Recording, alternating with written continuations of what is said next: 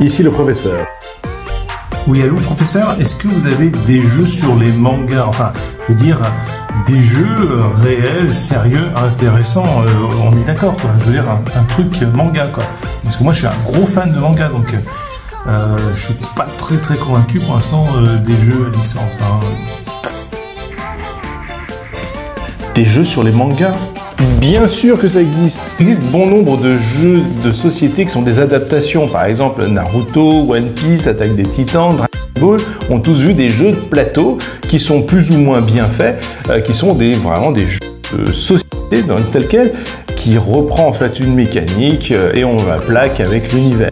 Et il y a un jeu de société, ou plutôt un jeu de cartes qui est encore plus proche, qui prend exactement le même système, c'est-à-dire une mécanique qu'on va sauf que ils ont poussé le système encore plus loin.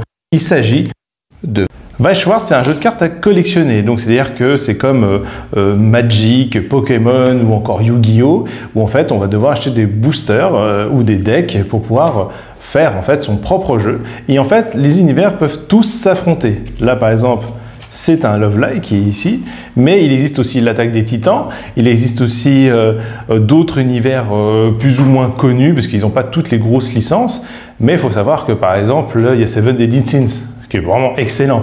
L'Attaque des Titans, c'est une grosse licence, donc ils arrivent de temps en temps à décrocher des grosses licences, mais sinon c'est souvent des licences qui peuvent essayer de récupérer, récupérer les droits, mais enfin bref. Et en fait, donc là, bon, là j'ai slivé les cartes, j'ai mis des pochettes, hein, ils sont ici, ils ne sont pas à l'effigie du jeu, hein, ils sont tous comme ça, donc ils ont tous le même dos. Et en fait, c'est un jeu de cartes qui est assez malin, parce que en fait, on va avoir un système très original.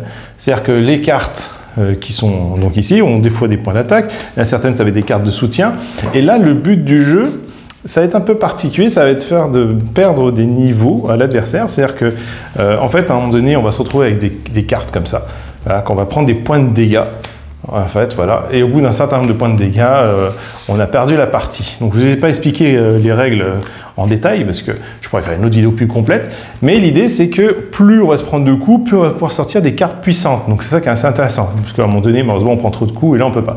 Donc l'idée, ça va être de se blesser, de jouer que toute une mécanique comme ça où on va se blesser exprès, et on va pouvoir attaquer, et sachant que le jeu a un système qui est très malin dans les attaques, là je vais développer un tout petit peu les règles du jeu, c'est que si on peut toujours combattre quelqu'un, même qui est plus fort, ça n'a aucune importance, parce que même si notre personnage risque d'y passer, 1000 contre 2000 par exemple, ben, c'est pas très grave, parce qu'on peut quand même faire des points de dégâts à l'adversaire, simplement on va en faire moins. Donc c'est un jeu qui est assez bien dans ce niveau-là, sachant qu'en plus on va pouvoir booster, c'est-à-dire qu'on va pouvoir faire des dégâts supplémentaires en prenant les cartes dessus de son deck, par exemple là, paf, il y a deux petits symboles ici, c'est-à-dire que je vais faire plus de dégâts directement à l'adversaire. Donc il y a toujours moyen de s'en sortir, je dis ça par exemple pour un jeu d'attaque des titans, où à un moment donné on se retrouve avec des titans qui ont 10 000 ou 15 000 points d'attaque, on se retrouve avec une petite écolière à 1000 qui va essayer d'attaquer, ben, elle peut quand même faire des dommages à l'adversaire.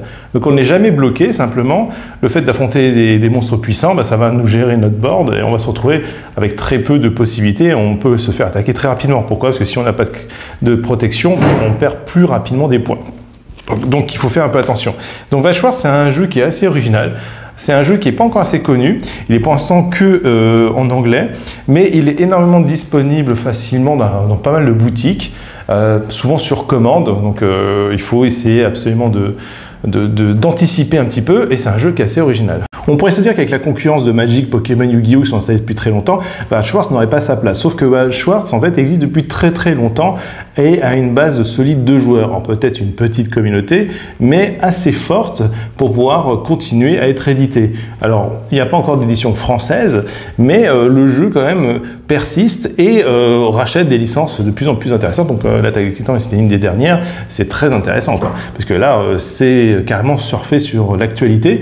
Et puis c'est très drôle de voir différents univers, je sais pas, Sailor Moon contre l'Attaque des Titans, c'est très drôle, et oui, ça match, c'est faisable. Donc on retrouve vraiment l'esprit des mangas, on retrouve les différents personnages, il y a des bonnes combinaisons qui sont disponibles et adaptées à chaque univers, donc c'est un jeu qui est très intéressant, qui est trouvable, assez moyennement difficile, on va dire, parce que souvent c'est à flux tendu, donc il faut essayer d'anticiper un petit peu, mais il y a des rééditions régulières quand même, donc il ne faut pas louper le coche.